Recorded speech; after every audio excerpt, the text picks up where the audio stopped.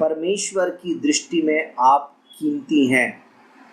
आपके पास जो आशीषें हैं वो परमेश्वर की दृष्टि में कीमती हैं। ये मत सोचिएगा कि आप अभी नए विश्वासी हैं इसलिए आप तो उतने कीमती नहीं हो सकते जितने कीमती ब्रजेश भाई होंगे, ये तो प्रचार भी करते हैं। नहीं, परमेश्वर की नज़र में कोई फेवरेट नहीं है। परमेश्वर की दृष्टि में आप और मैं बराबर हैं। परमेश्वर प्रेम करता है आपसे और मुझसे। हमें जो जो आशीषें मिली है वो परमेश्वर से मिली है। परमेश्वर की दृष्टि में आपकी आशीषें भी कीमती हैं और इसीलिए चोर चोरी करने आता है। मैंने आपको पिछले हफ्ते बताया था, अगर कोई एक व्यक्ति झोंपड़ी में रहता है, उसके पास दरवाजे लगाने के लिए भी नहीं है, अब वो खुला ही घर छोड़ के और मजदूरी पे चला जाता, कोई उसके घर में चोरी करने नहीं जाता, क्योंकि क्या मिलेगा वहां जाके। जिसके पास कीमती चीज होगी वहीं कोई चोरी करने आएगा। इसलिए शैतान चोरी करने संसार के लोगों के पास नहीं जाता, क्योंकि संसार के लोग तो मूर्ति पूजा में और बैर भाव में और व्यभिचार में और नेतागिरी में और संसार की चीज़ों को बटोरने में, इन सारी बातों में लगे हुए हैं। शैतान तो जानता है कि वो तो ऑलरेडी फंसे हुए, मुझे उनसे क्या करना। लेकिन आप परमेश्वर की दृष्टि में कीमती हैं, क्योंकि आप घुटने टिकाने वाले लोग हैं, क्योंकि आप प्रार्थना करने वाले लोग हैं, आप परमेश्वर की आराधना, परमेश्वर की सेवा करने वाले लोग हैं। इसलिए आप परमेश्वर की नज़र में कीमती हैं। इसलिए वो आपकी चोरी करने आता है, आपकी आत्मिकता की, आपकी आशीषों की चोरी करने आता है। आज के मैसेज को यदि आप एक टाइटल देना चाहें तो इसको कह सकते हैं कि शैतान कैसे चोरी करता है, हमारी आत्मिकता की, हमारे आनंद की, हमारी आशीषों की चोरी कैसे करता है। इस बात को आप आज का टाइटल दे सकते हैं। दूसरा कुरिन्थियों 11 उसका 2 और 3 निकालिए मेरे साथ में। दूसरा कुरिन्थियों 11 अध्याय और उसका 3 वचन इस प्रकार से कहता है, परंतु मैं डरता हूं कि जैसे सांप ने अपनी चतुराई से हव्वा को बहकाया, वैसे ही तुम्हारे मन उस सीधाई और पवित्रता से जो मसीह के साथ होने चाहिए कहीं भ्रष्ट न किए जाएं। कैसे चोरी करता है? वो इस प्रकार से चोरी करता है कि वो आपको भ्रष्ट कर दे। जवान बेटियां इस बात को समझ सकती हैं कि कोई उन्हें कैसे भ्रष्ट कर सकता है। जो परमेश्वर ने सीमा बांधी है, उस सीमा से परे जाकर किसी के प्रेम में पड़कर और कुछ ऐसी बात कर देना जो सामाजिक रूप से, आत्मिक रूप से स्वीकार्य नहीं है, तो हम कहते हैं कि उसने भ्रष्ट कर दिया, है ना, ऐसा बोलते हैं। बाइबल में भी लिखा हुआ है, किसी की बहन को किसी ने भ्रष्ट कर दिया, इस बात को तो हम जानते हैं। लेकिन आत्मिक दृष्टि से हम सब परमेश्वर की दुल्हन हैं। इसलिए जिस प्रकार से आप सोचते हैं कि किसी एक जवान लड़की को भ्रष्ट किया जा सकता है, उसी प्रकार से सोचिए कि आप और मैं परमेश्वर की दुल्हन है। इससे पहले वाला वचन अगर आप पढ़ेंगे तो वहां पर आपकी और मेरी पहचान पवित्र कुंवारी की है। पवित्र कुंवारी, जनरली हम दुल्हन शब्द यूज करते हैं ना, लेकिन दूसरा कुरिन्थियों 11 अध्याय उसके दूसरे वचन में पौलुस कहता है, क्योंकि मैं तुम्हारे विषय में ईश्वरीय धुन लगाए रहता हूं, इसलिए कि मैंने एक ही पुरुष से, किससे? यीशु मसीह से, तुम्हारी बात लगाई है कि तुम्हें पवित्र कुंवारी के समान मसीह को सौंप दूं। ब्रजेश चौरटिया देखने में संसार में एक आदमी है, लेकिन आत्मिक रीति से पौलुस कहता है, परमेश्वर का वचन कहता है कि मैं परमेश्वर के लिए एक पवित्र कुंवारी हूं। मेरी आत्मा जो है परमेश्वर के लिए एक पवित्र कुंवारी है, पवित्र कुंवारी। शैतान चाहता है कि इसको भ्रष्ट कर दे। इसको भ्रष्ट करने के द्वारा फिर वो क्या कर लेगा? फिर वो जो मेरी बात जो उस मसीह के साथ में चलाई गई है, मैं उसके लिए ग्रहण योग्य नहीं रहूँगा, ऐसा मुझे कर दे। ये शैतान की इच्छा है। कैसे करेगा? बहुत सारी बातें मैं आपको बताऊंगा कैसे शैतान हमारी आशीषों की, हमारी आत्मिकता की चोरी कर लेता है। लेकिन सबसे पहली और सबसे बुनियादी बात यदि समझ लें, हम क्योंकि विश्वासी हैं, परमेश्वर की दृष्टि में पवित्र कुंवारी हैं, हम अपनी इस पहचान को भूल जाएं। परमेश्वर के साथ जो हमारा रिश्ता है, हम इस पहचान को भूल जाएं, ये शैतान चाहता है। क्योंकि यदि ऐसा हो गया तो वो हमको भ्रष्ट करने में सफल हो जाएगा। दो बातें हैं इसमें। एक, मैं परमेश्वर को क्या समझता हूँ, मेरी परमेश्वर के प्रति क्या पहचान है, मैं परमेश्वर को कैसे पहचानता हूँ। और दूसरी बात है कि परमेश्वर के साथ जो मेरा संबंध है उसमें अपने आप को मैं कैसे पहचानता हूँ, अपने आप को मैं कैसे देखता हूँ। जैसे एक लड़की की सगाई हो गई किसी दूल्हे के साथ में, किसी आदमी के साथ में, किसी लड़के के साथ में, तो वो किस प्रकार से देखेगी उस आदमी को, उस लड़के को जब वो देखेगी तो हमेशा क्या देखेगी, क्या बोलेगी।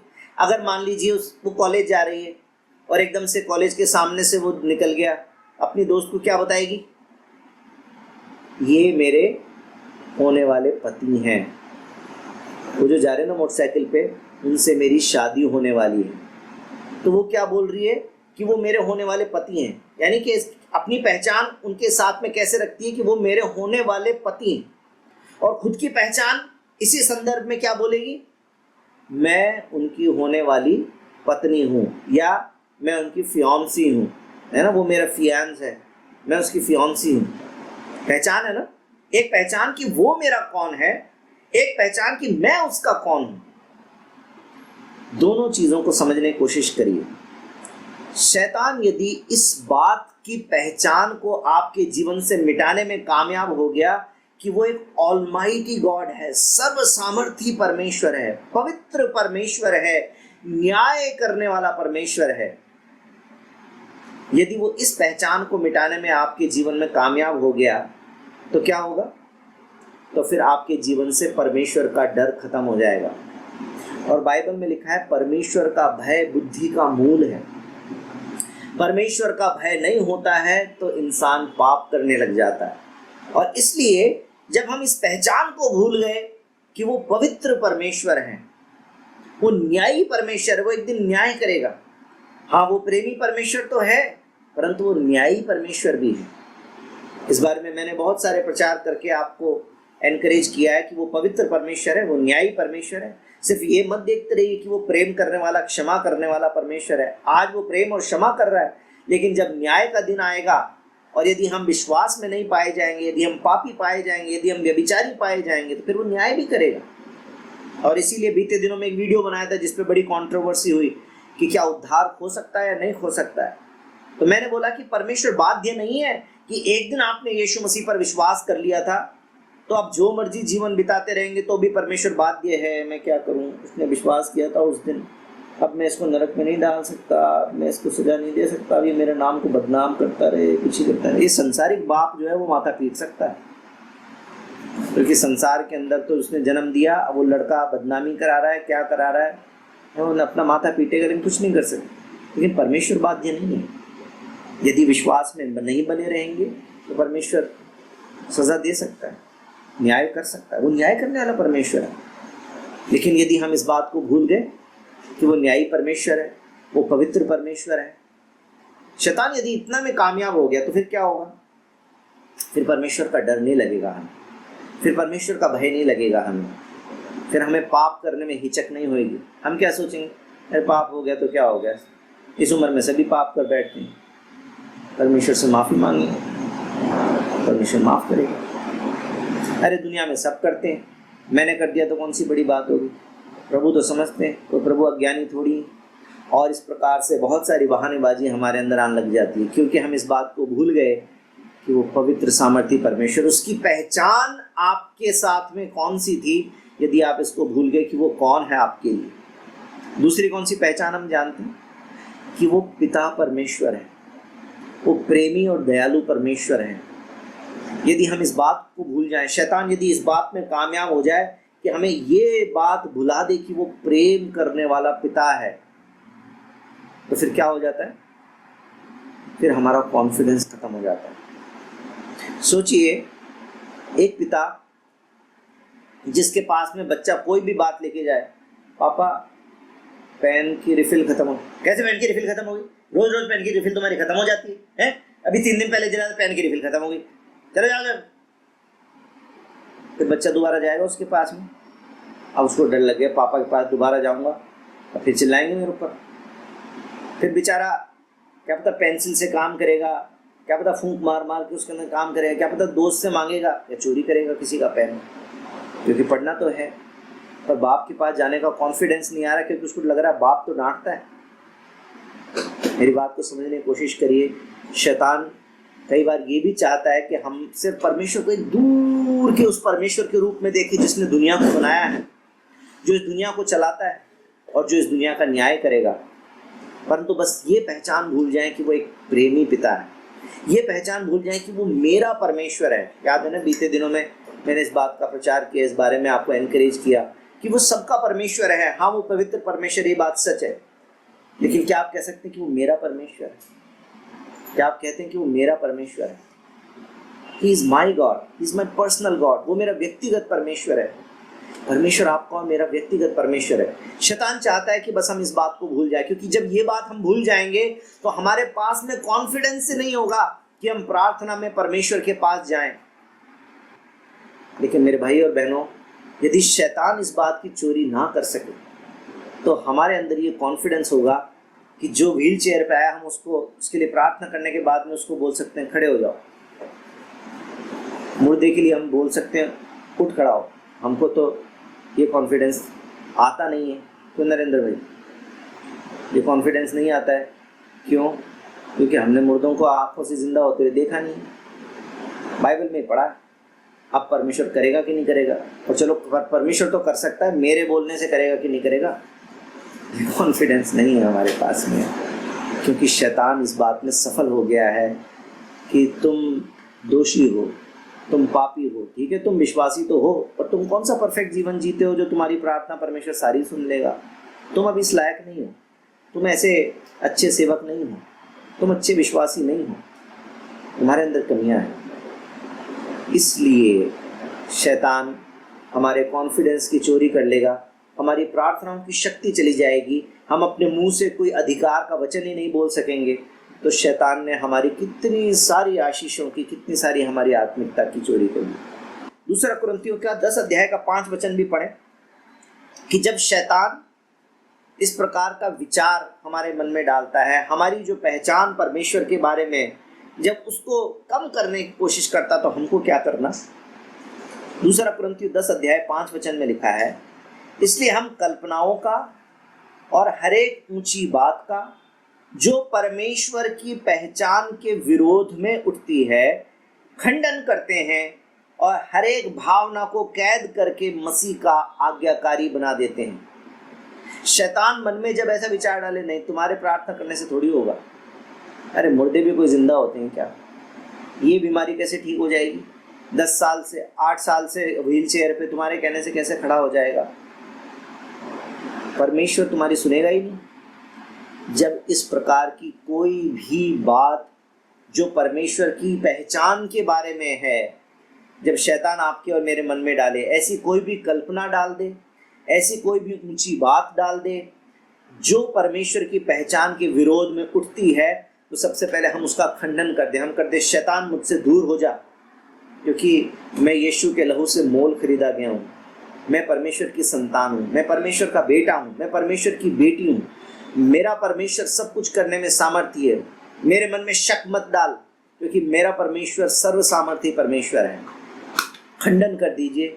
और फिर लिखा, हर एक भावना को, वो जो डर की भावना आ रही है, डर लग रहा है, अरे प्रार्थना के लिए तो बुला लिया, उत्तर होएगा कि नहीं, हर एक भावना को भी कैद कर लीजिए और मसीह की आज्ञाकारी बना दीजिए। परमेश्वर के हाथों में सौंप दीजिए। प्रभु, मेरे मन में अविश्वास आ रहा है, मुझे डर लग रहा है कि मेरी प्रार्थना नहीं सुनी जाएगी, परंतु मैं इस भावना को कैद करके आपके चरणों में रखता हूँ और मैं विश्वास करता हूँ कि आप मेरी प्रार्थना को सुनते हैं। प्रभु, ये कर दीजिए। मेरे भाई और बहनों, प्रभु यीशु मसीह ने अपने परमेश्वर के, अपने पिता के सामने प्रार्थना किया।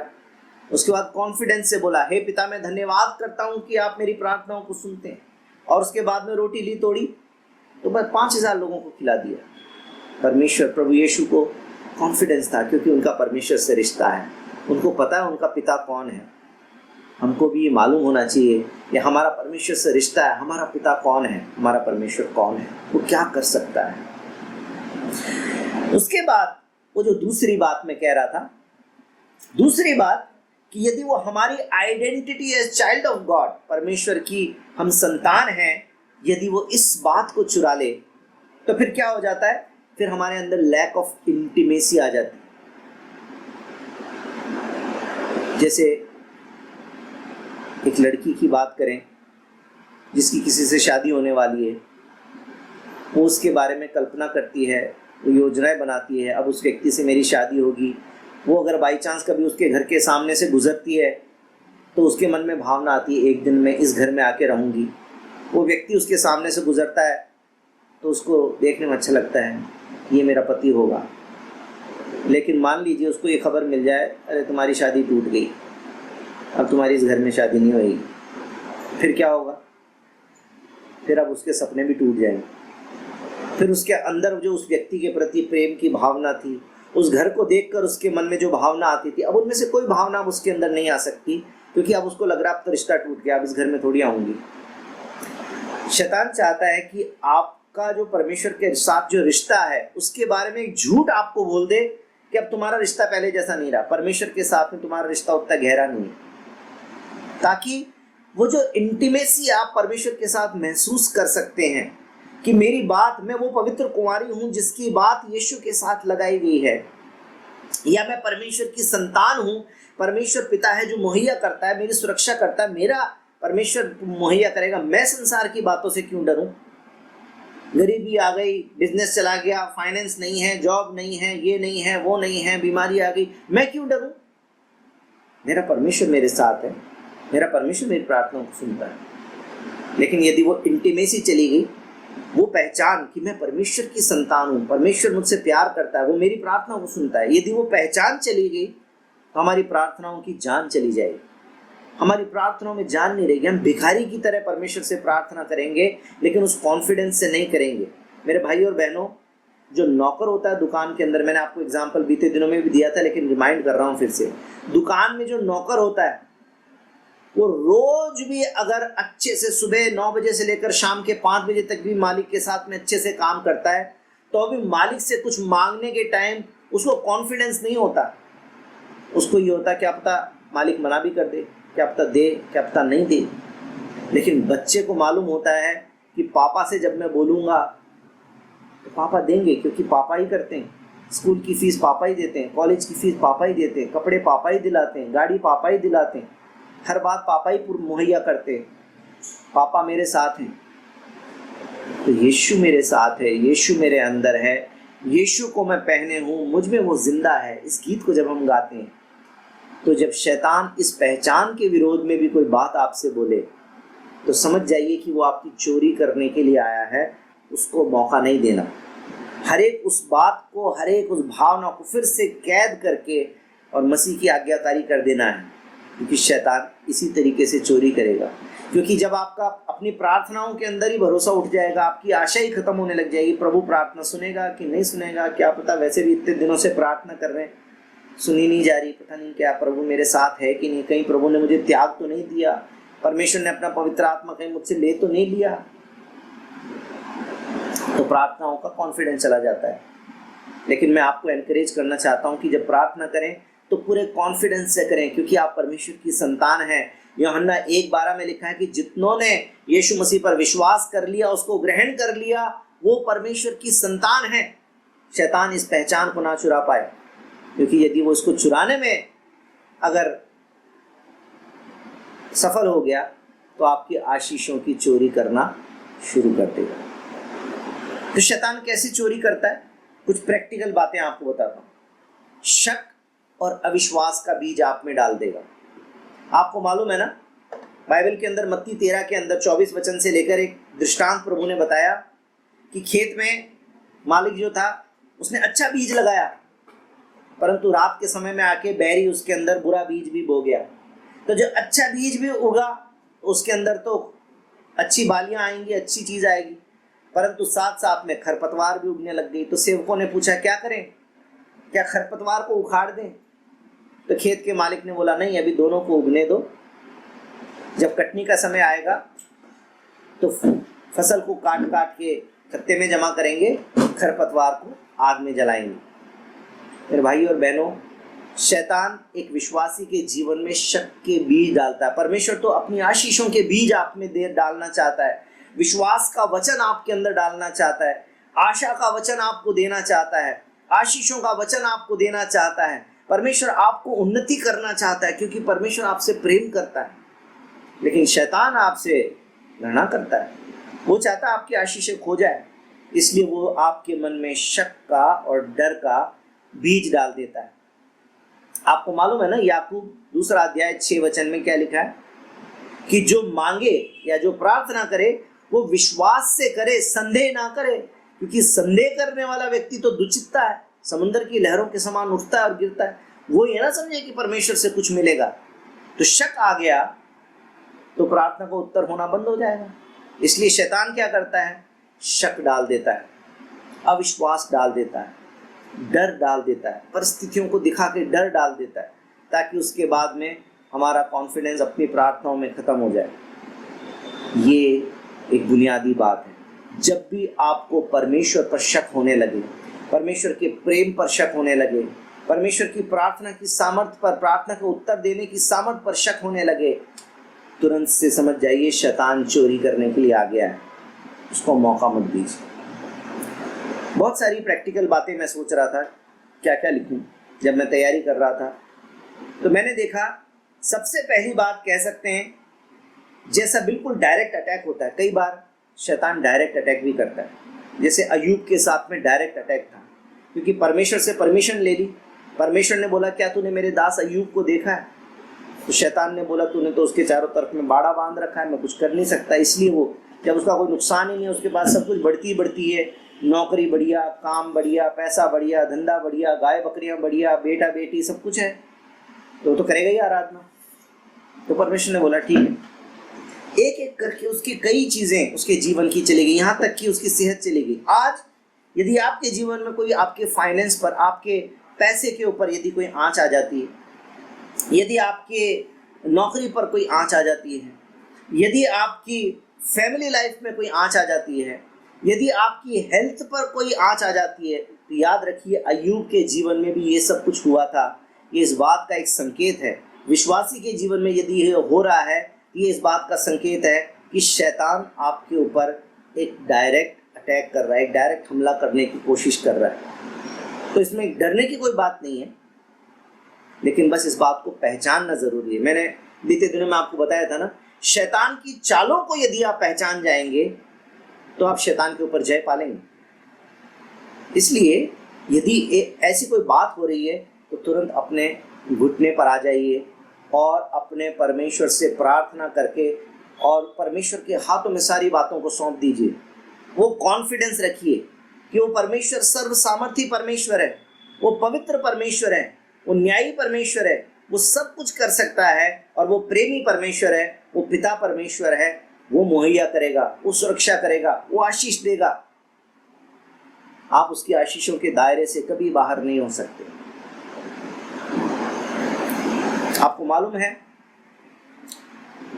दाऊद ने अपने बैरी के बेटे को अपने घर की मेज में खाने का न्योता दिया। क्यों? क्योंकि उसके पिता ने भलाई की थी। कहने का मतलब क्या है, पहले दादा ने भलाई करी, उन भलाइयों को याद करके न सिर्फ बेटे को बल्कि पोते को भी आशीष दी। परमेश्वर कहता है व्यवस्था विवरण 28 अध्याय में कि 1000 पीढ़ी तक आशीष देने वाला परमेश्वर।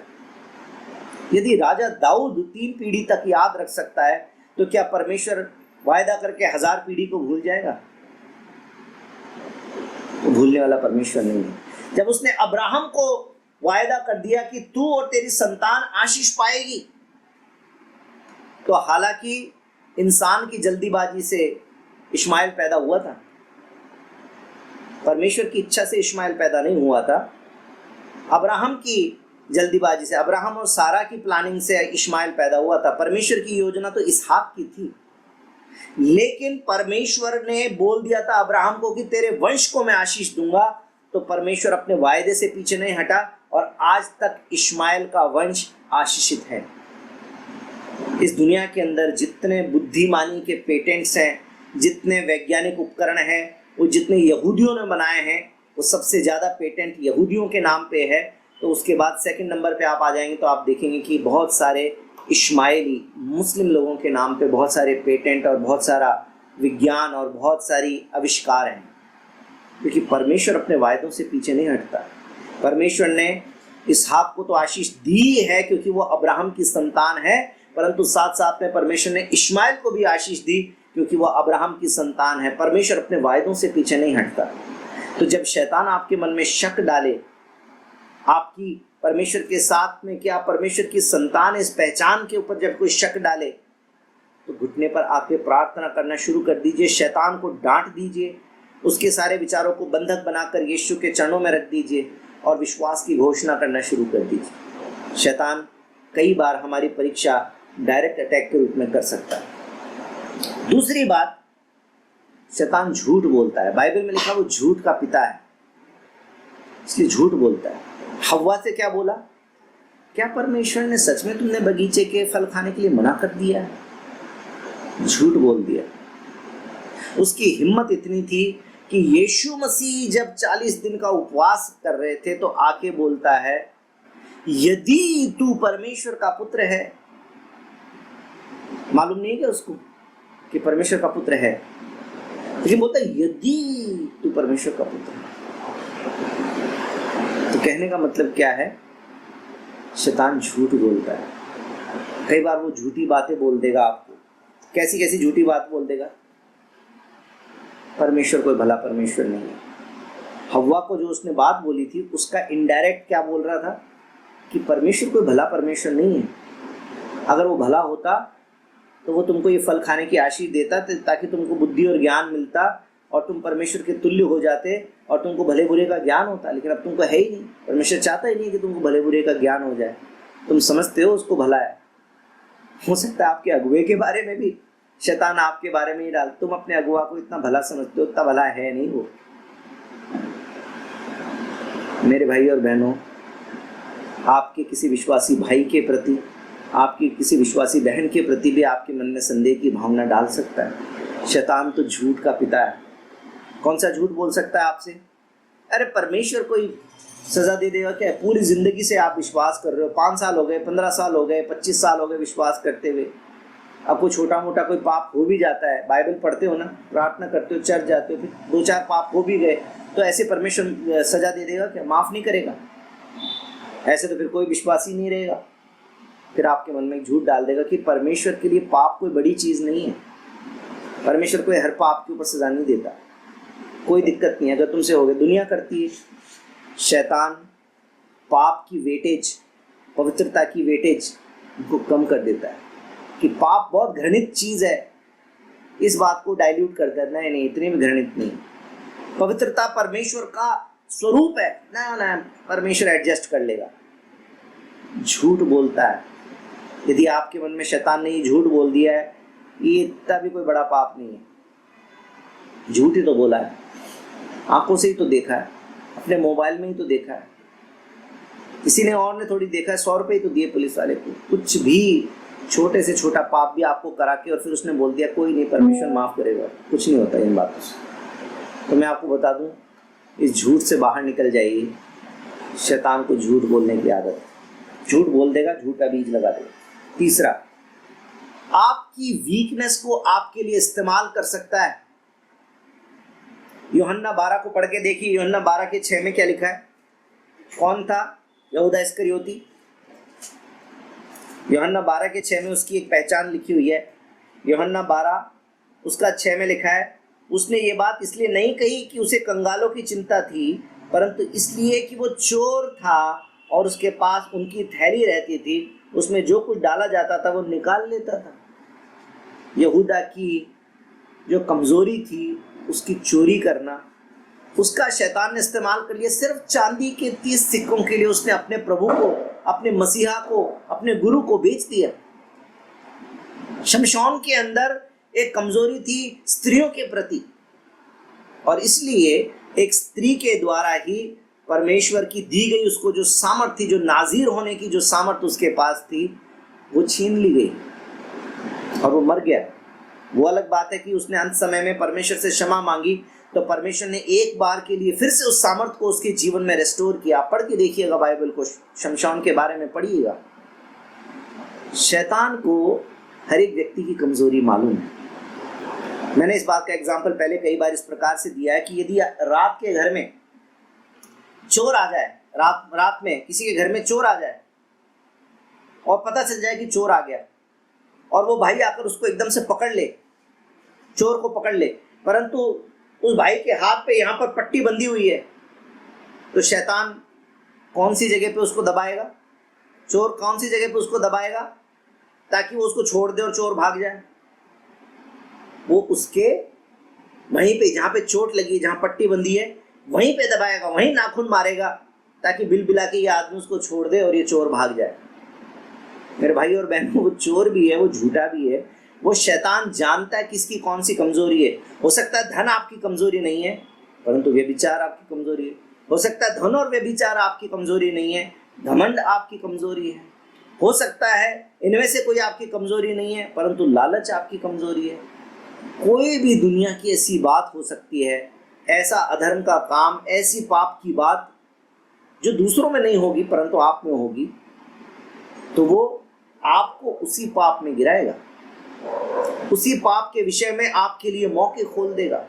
आप अपनी आंखों के देखने के द्वारा पाप करते हैं तो वो ऐसी चीज आपकी आंखों के सामने दिखाएगा कि आप ट्रिगर हो जाएं और कुछ पाप कर बैठें।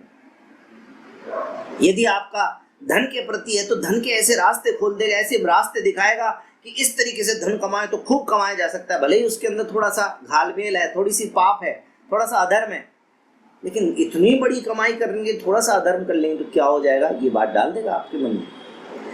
आपकी कमजोरी के अनुसार आपकी जो कमजोरी है, सबकी सेम कमजोरी नहीं हो सकती। हो सकता है जो मेरी कमजोरी है वो आपकी नहीं है, जो आपकी है वो मेरी नहीं है। मुझसे मेरे तरीके से डील करेगा, आपसे आपके तरीके से डील करेगा।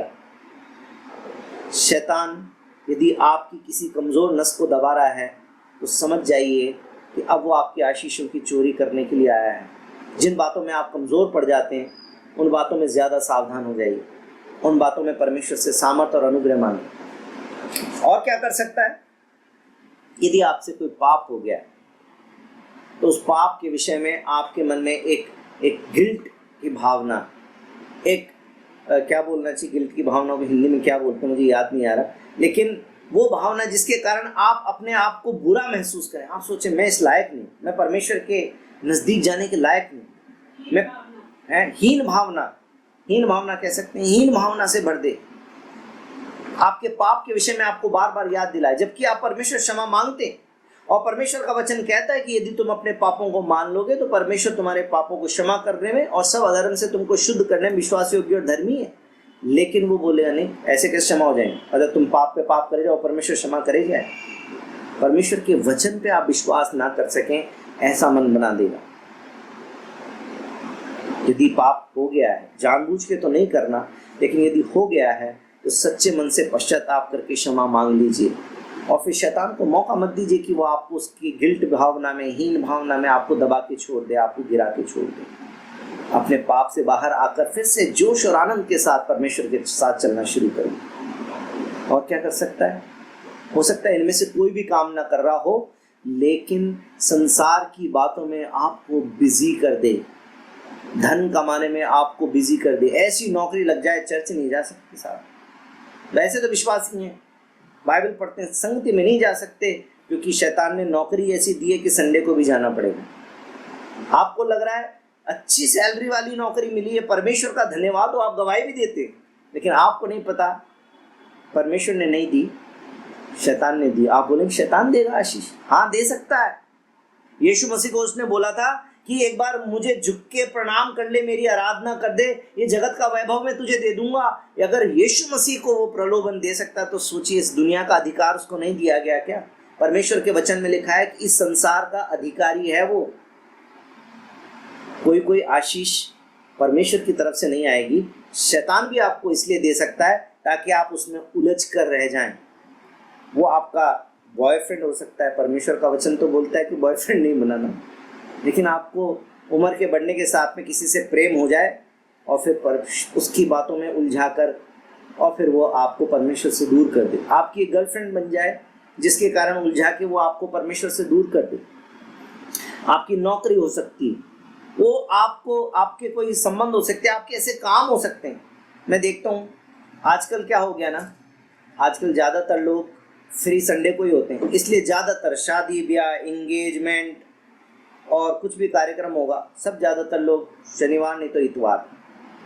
और फिर मेरे लिए कई बार मुश्किल हो जाता है, सुबह चर्च, शाम को सत्संग, बीच में कोई बुला ले तो मुझे लगता है लेट हो जाएंगे तो कैसे जाएं।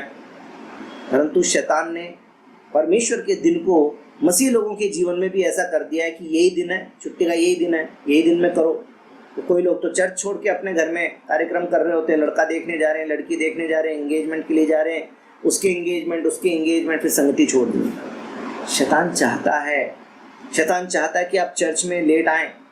शैतान चाहता है कि आप आराधना को वो प्रमुख स्थान ना दें, आपकी परमेश्वर की संगति से दूर हो जाएं, व्यक्तिगत बाइबल ना पढ़ें, व्यक्तिगत प्रार्थना ना करें, परिवार में प्रार्थना ना करें। ध्यान रखिए, ये शैतान के चोरी करने के तरीके हैं। शैतान कैसे चोरी करता है? इन्हीं चीज़ों से चोरी करता है। आपके आनंद की चोरी कर लेगा, आपस में एक दूसरे के प्रति कॉन्फ्लिक्ट, एक विश्वासी का दूसरे विश्वासी के प्रति अविश्वास आ गया, दोनों में कंपटीशन की भावना आ गई, मैं विश्वासी की वो विश्वासी, मैं ज़्यादा अच्छा कि वो अच्छा, मैं ज़्यादा अच्छा सेवक कि वो ज़्यादा अच्छा सेवक।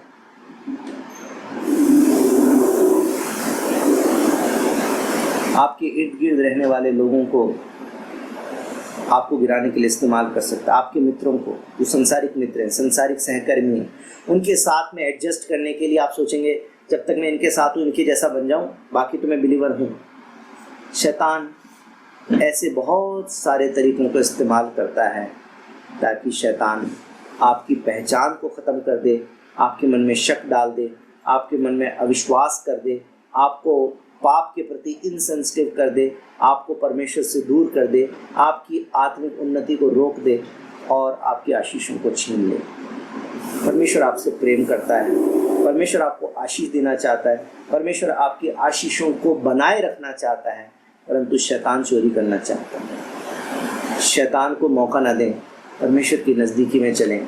शैतान कभी आपकी चोरी नहीं कर सकता। परमेश्वर सामर्थी परमेश्वर है, परमेश्वर प्रेम करने वाला परमेश्वर है।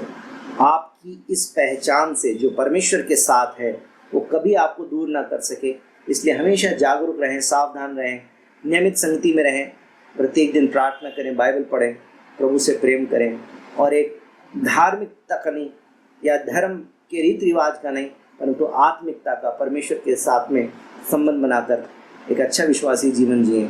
शैतान आपकी चोरी नहीं कर सकेगा, परमेश्वर आपको आशीष देगा। आमीन। बोले यीशु मसीह की जय। प्रभु आप सबको बहुत आशीष दे।